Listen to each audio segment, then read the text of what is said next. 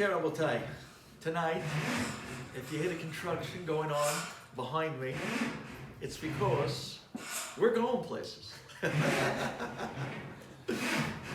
We're building, we're growing, we're closing on the building, Bezat Hashem. Continuing construction downstairs, hoping to take the front of the building and move it all the way out to, I don't know, Ocean Avenue, you know.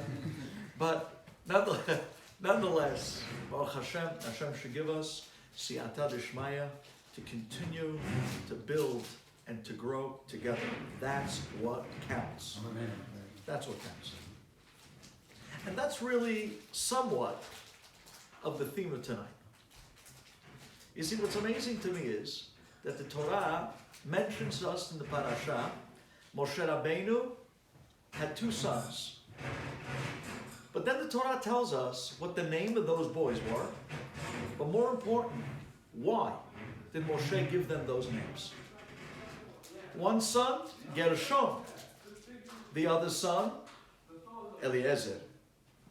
Says the Torah, Eliezer, Elohe Avi Be'ezri. Hashem, you saved me with great miracles. Everybody remembers that when Moshe Rabbeinu was in Mitzrayim and he saved the Jew from the taskmaster that was about to kill him. So it was there that Datan va'Aviram told on him to Paro. Paro heard that Moshe Rabbeinu killed one of the Egyptian taskmasters. They took Moshe Rabbeinu to be executed.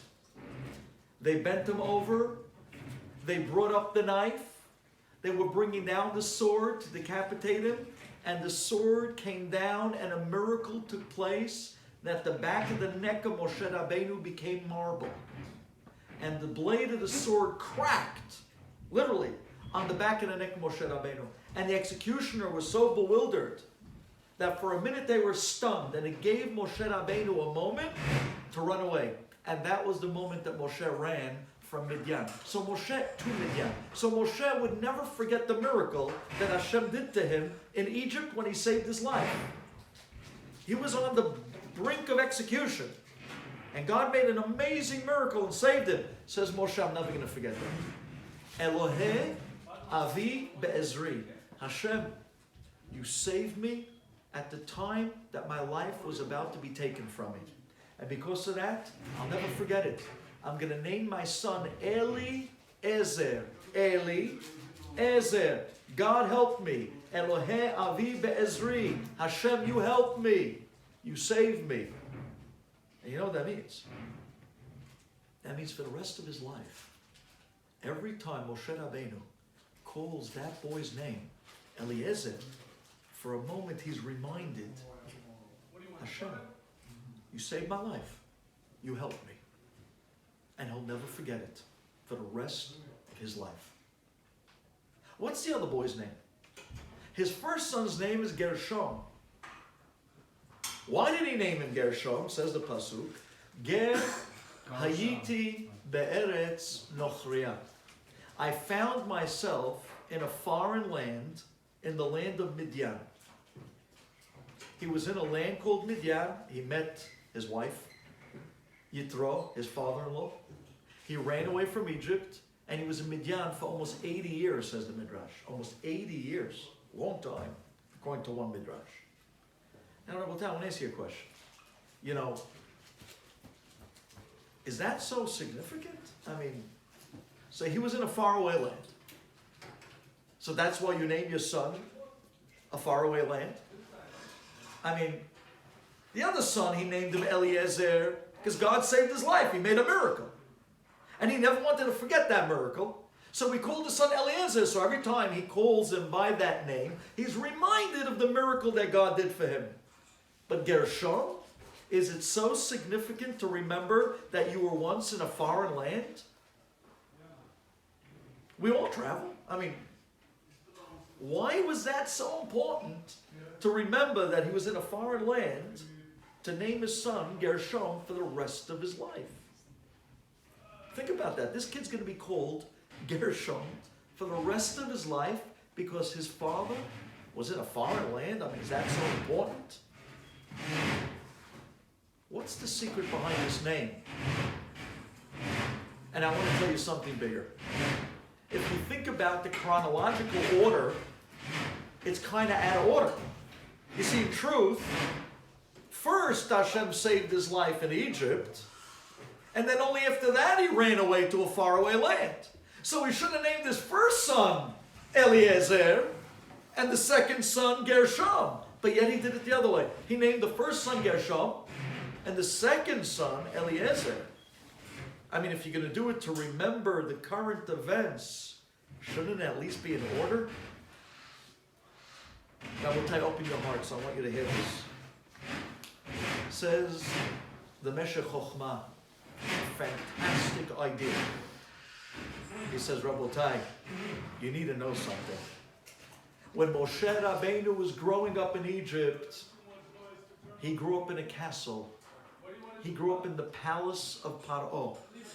Remember, who found Moshe Rabbeinu in the river? Batya, the princess of Egypt, the daughter of Paro. When she found him, what did she do with him? She brought him back to the castle. She brought him up as her own son. Moshe was brought up as the prince of Egypt. So he grew up in a castle. After many years of brought up in the palace of Paro, he goes out to his brethren, and then the story happens with the Egyptian taskmaster that he kills. And because of that, he has to run away, and he has to go to Midian for 8 years. He sits there in Midian, picking a wife. So, for most of Moshe Rabbeinu's life, he was out of harm's way. Says the Meshech Chochmah, all those years that Moshe was in the castle of Paro growing up, and then in Midian, in a tranquil place, picking his wife, all those years Moshe lived with a voice inside of him that screamed, what am I doing here? What am I doing here? My brothers are in the fields being whipped. My brothers are in the fields and they're being beaten. Am Yisrael were in the tar pits. They were in a holocaust of a slavery in Egypt. Says Moshe Rabbeinu, my brothers are being beaten. My brothers are in a holocaust. And I'm sitting here pretty in Midian? I don't belong here. I belong with them. What am I doing in this foreign place when I am meant to be with Klal Yisrael? So you know what he did? In order to remind himself that he doesn't belong there and that he needs to go back to his purpose in life, which is his people, he named his son Gershom, his first son, to remind him, I don't belong here. I have a purpose. I'm so far away from my essence. I'm so far away from my people. I don't belong here. I'm in a far away land. Gershom. I'm in a place that's foreign to where I should be. And every time he called his son the name Gershom, it was a reminder. Get out of here. Go back to where you belong. Go back to who you're supposed to be. Go back to your purpose in life. You weren't meant to sit here in Midian. You were meant to be with your brethren suffering in Egypt. Go back to your purpose. Go back to the Jewish people, your brothers, and lead them. Wow. Wow. And now we understand why. Not only did he name him Gershom, but he named the first son Gershom because he realized Eliezer, Elehe Avi Be'ezri. The only reason why God saved me in the first place was for the purpose that I was meant to deliver for the Jewish people. So the whole point of Eliezer is only to come to Gershom. The reminder, the wake-up call. What am I doing with my life? I'm so far away from my purpose, my calling of what I was meant to be.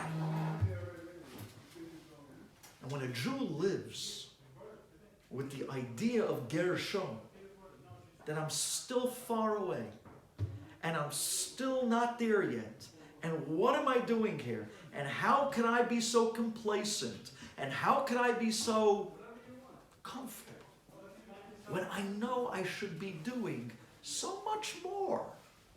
When you live with the ideology of Gershom, you live with constant growth, constant strength, but a vision to know that where I am right now is really only a stepping stool to where I'm supposed to be.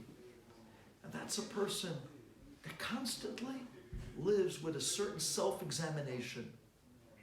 But they're not happy with just the regular vanilla of life. They want more. They know they can be more. They know that they should be more. And because of that, they're not ready to just sit back and put up their feet and say, well, I have it good, so that's all that matters. No, it's not about me.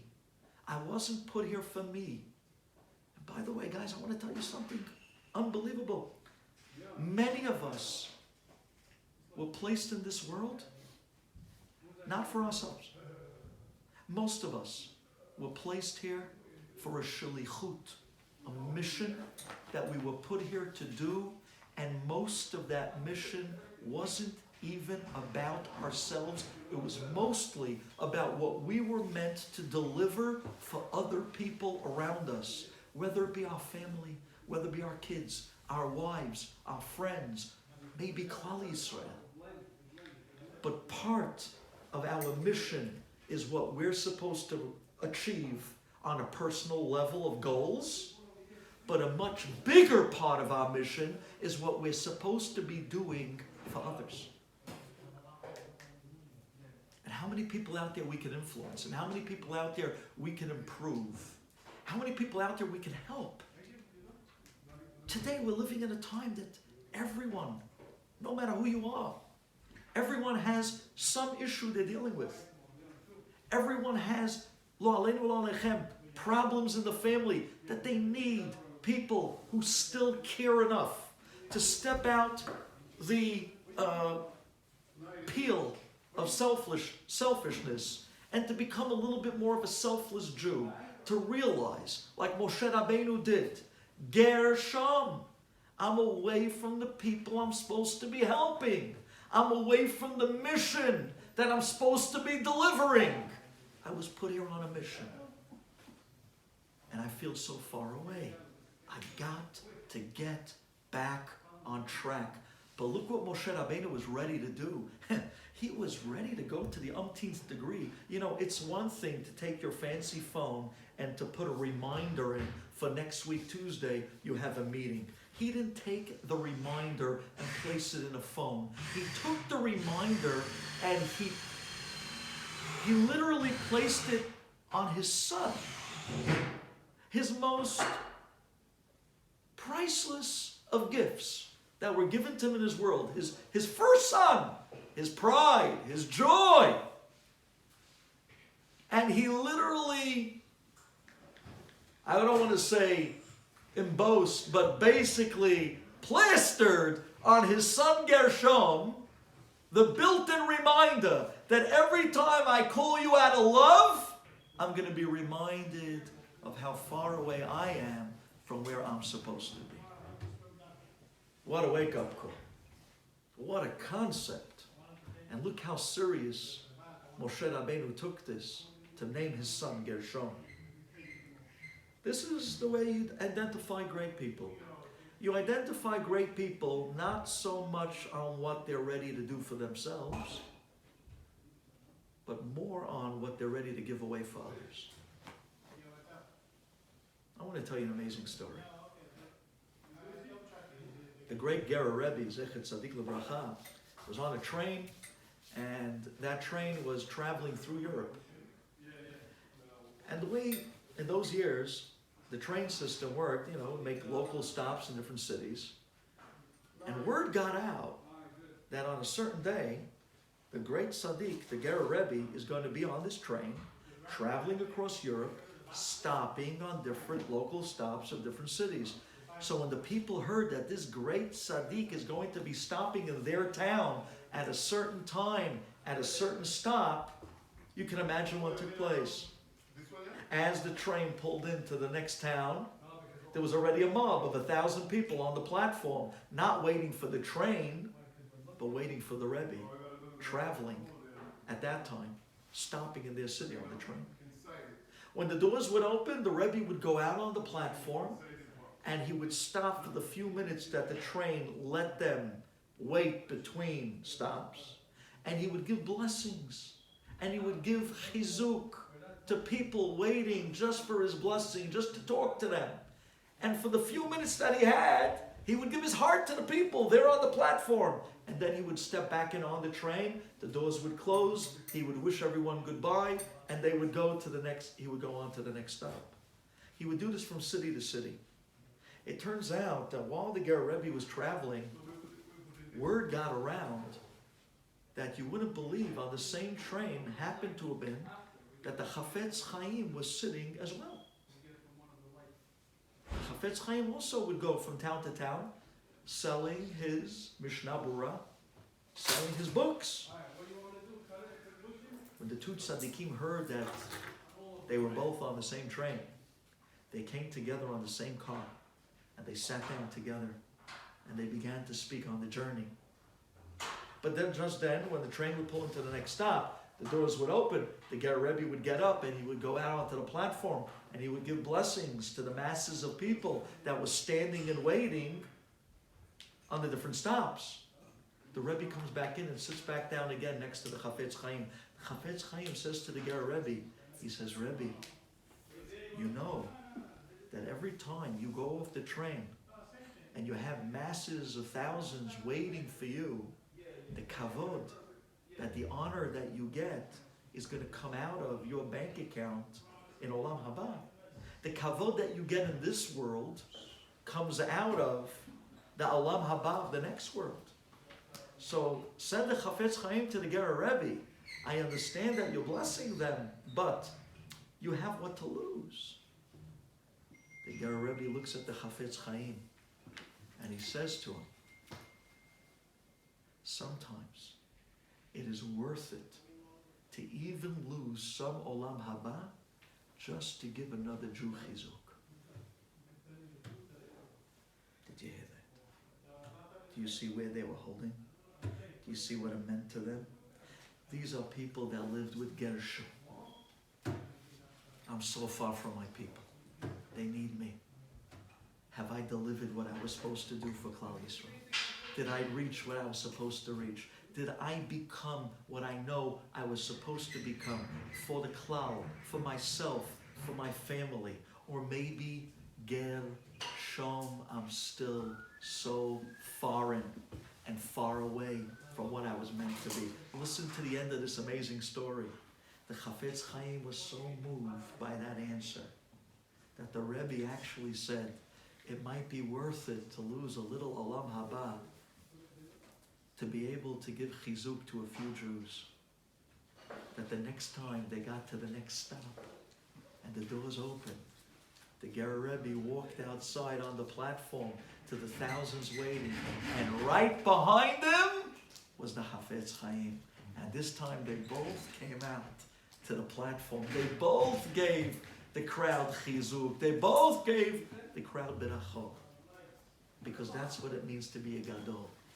To realize that your whole purpose here was really to do and to give and to be there to think about the needs of people. It's amazing to me. We grew up with such great giants. But there's one rabbi I want to talk to you about today. If not for him, I wouldn't be here today. I'd look like many of maybe the other family members that we have that were not zochet to be as religious. You see, it was back in the 50s that there was a great rabbi by the name of Rebbe Avram Kalmanovich, Zechet Tzadik Lebracha. He was the Rosh HaYeshiva of the Murray Yeshiva on Avenue R in Ocean Parkway.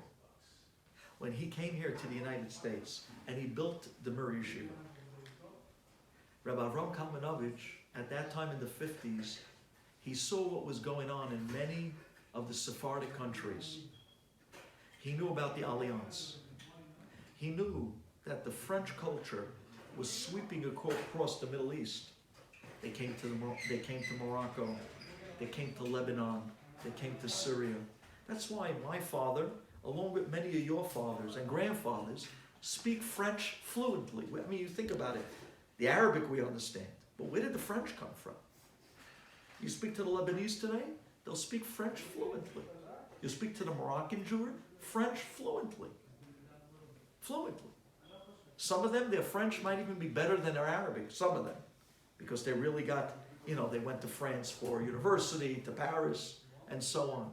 How did this happen?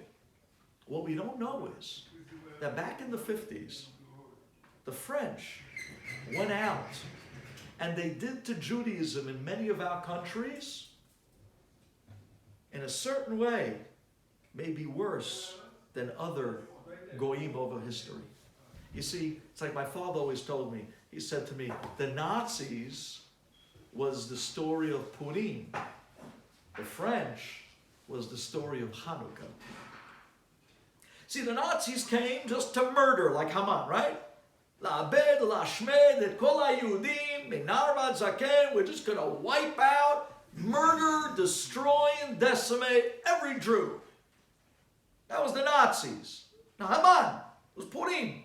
He's coming to kill us, wipe us out. The final solution. But Hanukkah, on the other hand, they didn't come to kill the Jews. They came to kill Judaism. They came to the Jew and said, you want to be a Jew? Be a Jew. But don't be such an oy Jew. You want to be a Jew? No problem. But be a cultured Jew. Be a Greek Jew. Come with us. We'll hang out together. Come to the gyms. Come to the Olympics. Come to Greek mythology. We'll share and debate. We'll philosophize. Learn our religion. We'll learn your religion. They came very sly. Sly. And that's what the French did. The French came to many of our countries and they offered, through the Alliance schools, they offered education. We're going to make you educated European Jews. You want to be a Jew? You can be a Jew, but be a French Jew. Speak French. Blah, blah, blah, blah, blah. Sound high line. Come to university. And little by little it started to work. Their plan worked. Where the fathers were mikubalim, baalei mofet, tzadikim, and the sons were bekoshi shomer Shabbat. How's that possible? And this is the way they did it. You know who saw this? This great rabbi, Rebbe Avraham Kalmanovich, the Rosh HaYeshiva of the Mir. He saw what was going on in Morocco at the time, and he saw how the Judaism was being quietly and cleverly wiped out. He knew that the grandparents were Kidoshe Elyon. The grandparents were literally Mikubalim Baalei Mofet in the street. Miracle workers. The grandparents were miracle workers. They were Kiddoshim beyond words. My great-great-grandfather, Rebbe Avram ben Shushan, he was one of the big tzaddikim of Morocco. He had Gilui Elyon Avi. And the grandsons were Shana and Yom Kippur Jews who stepped into a shul twice a year. How's that possible? This is what happened. The Alliance got a hold of him. And they told him, you need culture. You need education. And that was a nice way of saying, you don't need Judaism. And little by little, they fell out. And they went to many people. Many people were lost.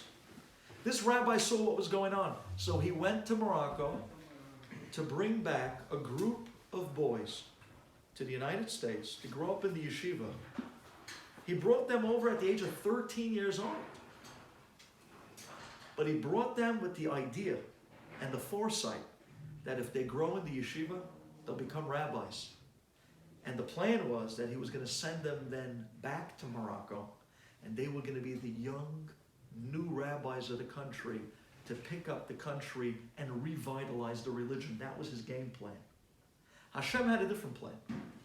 Because of course we know that in the 50s and 60s, most of the Jews left and went to Israel, or the United States, or Montreal, or Canada, or wherever else. So there was no one to go back to really. But at the time, this was the plan. Listen to what it means to care about the Jews of Klal Yisrael. This Rabbi Avram Kamenovich, who at that time is running a yeshiva, I'm sure he had plenty of bills.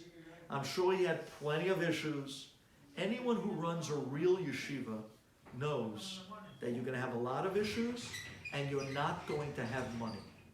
Anyone who runs a real yeshiva knows if you see a yeshiva that has a lot of money, there's something wrong with the yeshiva. Real yeshiva that are teaching real Torah, they do not have money. And the reason is because if they're teaching real Torah, Yetzer Hara is out there making sure to do whatever he can to cut off the funds and to make it difficult for that place to survive. See, think about it. He had the Muri Yeshiva, one of the big yeshivot. He had enough problems on his hands. And yet, he picks himself up, this rabbi, in the 1950s, as if he had nothing else to do. And he gets on a boat. And he goes for 2.5 weeks of a journey across the world to North Africa in order to save Jews that their Judaism was being lost. Gershom. I can see how foreign and far we are lost. I need to do something about it. It's not enough that I'm good. I need to step out there and make sure we're good. That's what he lived for. So he came into this town. And he walked around literally picking up boys from different families at the age of 13 years old. And I said to my grandmother, I said to her, what were you thinking? 13 years old? You send a boy on a boat across the world with a rabbi that you met for 10 minutes? Not knowing if you'll ever see him again? Your son? You know what she says to me? She says, yeah.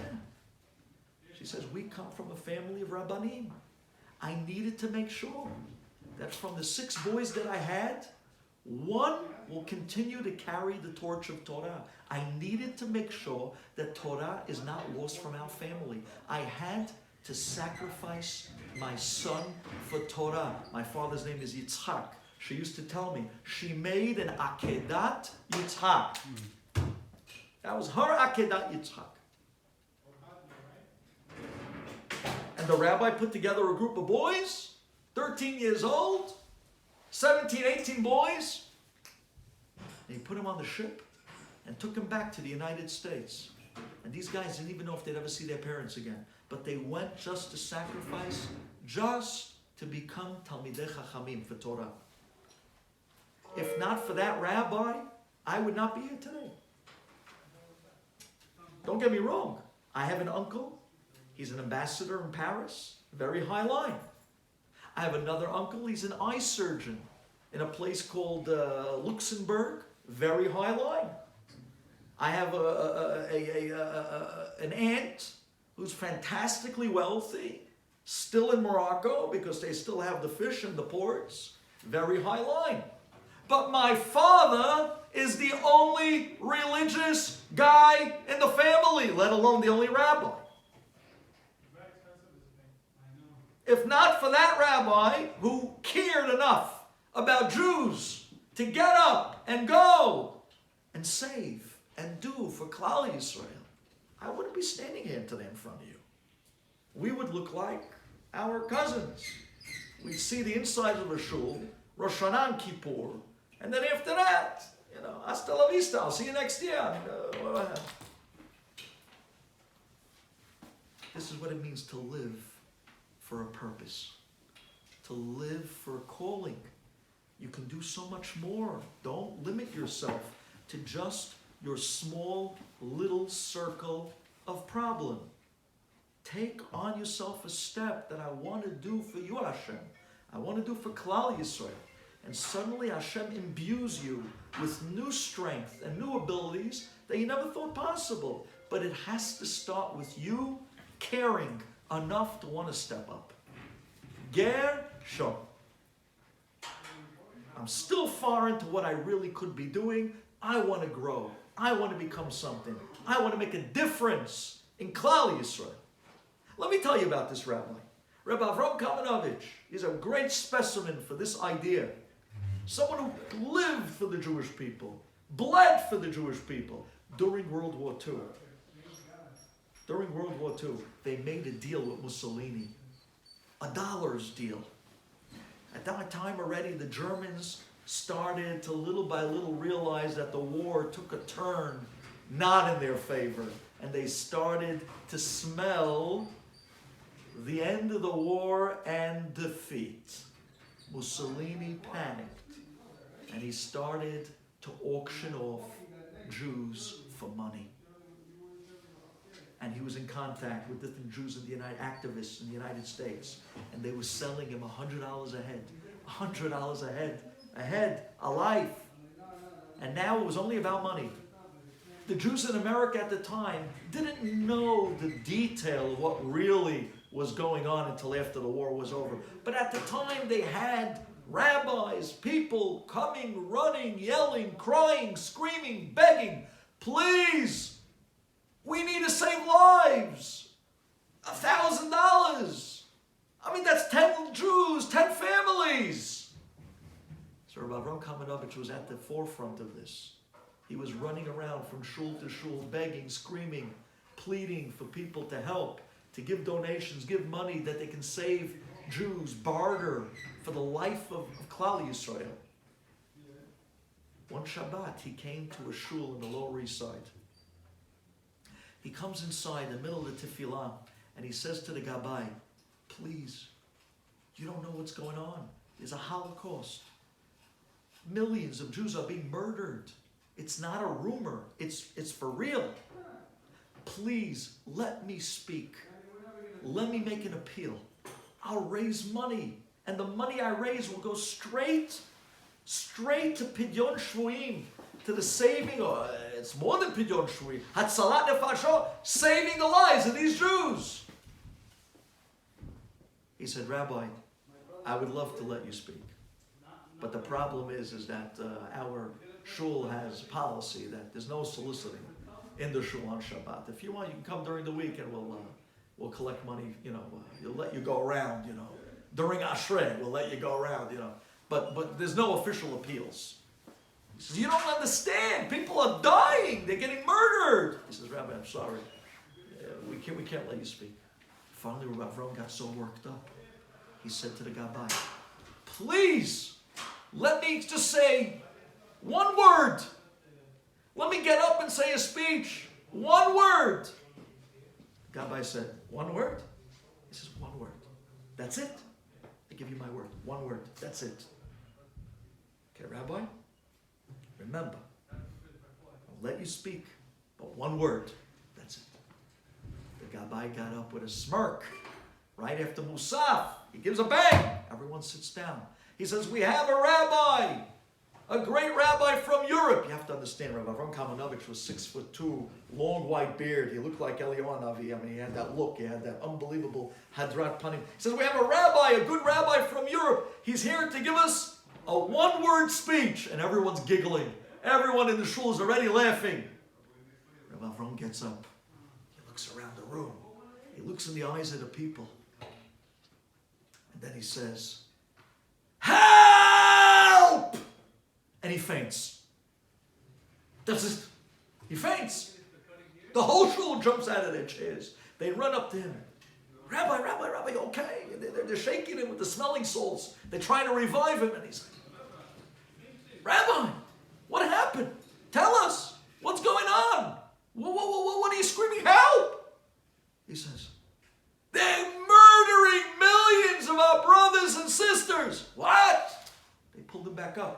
He spoke for the next 20 minutes. He spoke, he gave him a fiery speech telling him exactly what's going on and how their dollars can save lives. And the money that they were ready, unbelievable how many lives came out of that Shabbat. But here's somebody that wasn't ready to give up. He saw the cause. He felt the purpose. He felt the commitment. And he got up and he fought with a lifetime's worth of such victories. You have to understand, these people live for Klal Yisrael. Why be... Guys, listen. You live once. Why live small? Live big. Why just work out you? Work out us. And Memela, you will be far and beyond well taken care of. Think of what Hashem tells us. Take care of my kids. I promise you I'll take care of you. Take care of my kids. I promise you I'll take care of your kids. It's written in the Hagdama, the Khatam Sofer, that people that go out, that are oskeh b'tzibur, like rabbis and teachers and askanim, that are out there so busy working and doing for Klal Yisrael, living the Gershom dream, that they have a promise from heaven that because they don't have so much time for their own kids, Hashem says, hey, you got my kids? I'll take care of yours. Wow. To me, it's unbelievable. Once upon a time in Klal Yisrael, they once had a minhag. Today, I haven't seen it so much. I've seen it, but not as... Once upon a time, there was a minhag. And when someone made a wedding, they made sure to set up a few tables for poor people. So like this, when they made their own simcha, they made their own wedding, it was a wedding that not just they were looking to enjoy for themselves and their own people, but they also had a table or two for aniyim. I want not just me to enjoy my simcha, I want everyone who needs to enjoy my simcha. And the Gemara tells us that famous story that I'm sure you guys heard from me in the past. The story of the daughter of Rabbi Akiva, that the night of her wedding, she made sure to set up tables for the poor people by her wedding. And then later on that night after the wedding, she came back into her bedroom and she pulled out the long pin that she had in her hair made up. And she took the pin as what was customary and she put it into the wall, because the walls were made out of a thin, straw type of a material. So she pulled the pin out of her hair and she plucked it right into the wall. The next morning when she came to pull her pin out of the wall to remake her hair, as she pulls the pin out of the wall, she sees that at the end of the pin, there is the head of a very deadly snake. Apparently the night before, when she came into this dark room and she pulled the pin out, she didn't know that from Shamayim, it was gazur on her that night to die. This snake was coming to kill her. But because, says the Gemara, she set up tables for the aniyim by her wedding, that when she was setting up her own simcha, she wasn't just thinking about herself. She was thinking about that others should enjoy the simcha with her. For that zichut of the aniyim and for doing for others in Klal Yisrael, talking about tzedakah is tatzil mimaveh, she pulls the hairpin out of her hair, puts it into the wall right between the eyes of a deadly snake, killing it on contact, only to find the next morning how she was saved from harm's way. But this is what it means to live, not just for yourself, but to be a selfless, great Jew. To live bigger than just what's at the end of my own nose. To be bigger than just a small circle of my own Dalet Amot. But to be passionate about it. To be passionate about other people. To be passionate about what they need. You see someone's in tough times. Step up. Don't just say, hazit, hazit, pass the salt, I'm hungry. Step up. Be real, be genuine. Look what I'm not telling you to do what Moshe Rabbeinu did. I'm not telling you to name your kids after the issue of the problem. I'm not saying that. But look how genuine he was. Look how real he was. He named his son Gershom to remind him, I'm far away from what I'm supposed to be doing. I got to get back in there. My people need me. I have a calling. I have a purpose. Why am I living so small when I was meant to be so big? To live with that, but real.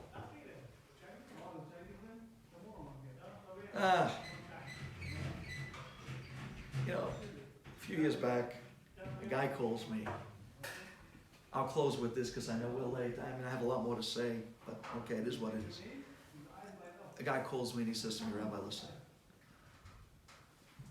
He says, I love my daughter. She's about to get married. Is there a sigula? Is there something that I can do that will be a great zichut to merit, to see nachat, and to ensure that my daughter and her new husband will have a good life? I'll have nachat from them. They'll get along. They'll build a bayit ne'eman b'Yisrael. I'll be able to sleep at night knowing that my daughter is by a person that's be'emet bal midah. Because, you know, it's scary. It's scary. You marry your kid off to somebody. How many times in life we ourselves knew people that at first glance looked one way, and then one day something ticked them off, and it was like Dr. Jekyll and Mr. Hyde. And this is, by the way, this is the fear of every parent. No matter if you have a son or a daughter, doesn't matter who's getting married. You don't want your kid, God forbid, to fall into that has v'shal. You know how many people, we should never know, fell into such situations. They thought they were marrying one person. And then life has a funny way of bringing things out of people, and sometimes the most ugliest things.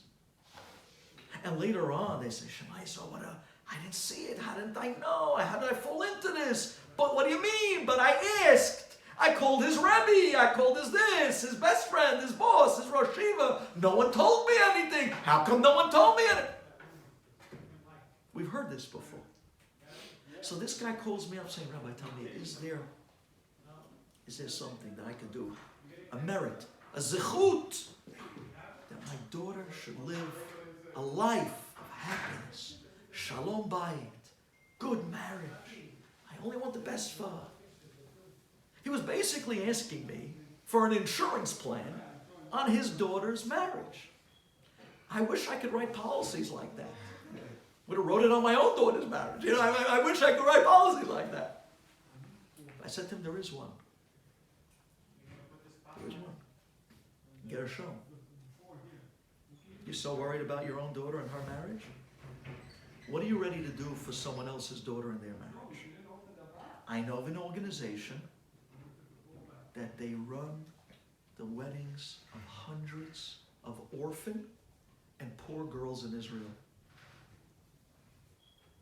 And what they do is, the night that your daughter's getting married for $50,000 wedding, $75,000 wedding, $100,000 wedding, okay, $200,000 wedding. But that same night, they marry off one of the very poor girls in Israel who don't have a thing. Either she's an orphan with no parents, or she's from such poverty that they can't afford a wedding. So the same night your daughter's getting married in America for $5,000. Did you hear that number, guys? Emet. For $5,000, they marry off this girl in a hall, with catering, with a photographer. I don't know what the flowers look like. With a band for $5,000. Because they hire these guys on such a constant, obviously they get everybody for the lowest they could possibly, but they got it down to a science. I said, listen to me. You want everything to work out for your daughter. You want her to have the best of life. You want her to be happy. You want her wedding to be the night she'll never forget and the beginning of the most amazing marriage. You want that for your daughter? Do it for someone else's daughter, and Hashem will do it for yours. Gershom, live bigger than just you. Go out there and do what you know you should be doing in your shalichut for Klal Yisrael. He says, give me the number. He tells me, give me the number. I gave him the number. He set it up. That one orphan girl, Be'emet, is going to get married the same night as his daughter. He spends $150,000 for his daughter's wedding in America. He sends $5,000 to Israel, and then he told me he sent another $3,000 because he wanted this girl to have a little bit better catering, not just the rock bottom, because that package is the rock bottom. You can understand. A little bit better of a catering, a little bit better of a photographer, so she'll have not just black and white pictures. No, I'm joking. She's gonna have nicer pictures to remember her wedding, right? Because after the night is over, $200,000 in the can. What do you have left? What do you got? You got the pictures. That's what you got. You got the pictures. So he wanted to have a little bit better pictures. So he said, I'm going to give a little bit more money for pictures. He ended up giving, instead of $5,000, he ended up giving $8,000 for a kala that's going to be married the same night of his daughter. Zeh l'umat zeh. Or in proper Hebrew, it would be probably zot l'umat zot. Hashem, when I married my daughter, I married off your daughter at the same time. I didn't just think about me, I thought about yours as well. Gershom, I'm living for the purpose of what you put me here for. Klal Yisrael. The guy was so happy. He felt so good. One day I want to give a class. The name of the class is going to be Pleasure versus Happiness. You eat a steak, pleasure, not happiness. You buy a beautiful car. For the first 2 weeks before the new car smell runs out, pleasure, not happiness. You go on a vacation, you enjoy yourself, pleasure, not happiness. You want happiness? That has to be a little bit more spiritually oriented, not physical. Happiness is when you go and take a girl that had nothing from a home that she lost her father and she's an orphan, and you marry her off, and she sends you a letter in the mail writing with dma'ot how she prayed for your daughter the same night that she was getting married. She was getting married. And she prayed for your daughter under the chuppah to have a baby boy that year. And your daughter prayed for that girl the same night in Israel to have children that year. And you get this letter hand-printed from a girl you never met that you married. You married her off. You paid for a whole wedding. The feeling, not $1,000,000 can't buy that feeling. That's pleasure. No, that's happiness. That's true happiness. That's a happiness you feel so accomplished. You feel so, you feel so purposeful. That's happiness. That's not pleasure. That's real. Hashem says, I want to show you happiness. You want to live? Gershom. Live for the bigger of others in Klal Yisrael. You'll find happiness. Everything you do for yourself, you found pleasure.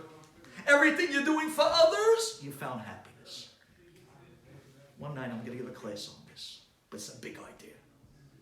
So believe me, to step up and be a big Jew is to find happiness in the world, not just your calling, but you actually found the purpose of life, happiness. That's what everyone's chasing anyways. But you're going to find it. They're going to fall short. They're only going to find pleasures. But those things run out really fast. Boy, do they wear off quick. But you can find happiness. A year later, the guy calls me and he was so happy. The guy's crying on the phone and he says to me, Mazel Tov, Rabbi! She had a boy! I said, Mazel Tov, who? He says, who? The girl in Israel just had a boy! And so did my daughter on the same day. He married off these two girls the same night. He was zocheh to hear that they're both making brit milah on the same morning, on the same day.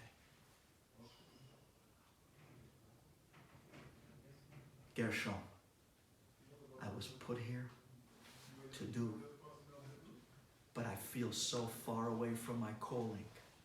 I'm going to step up now and go back to my people, feel them and what they need, hear them and what they need, and live with them to serve and do and make sure Borei Olam sees I love his kids and I know he loves me. Thank you for listening.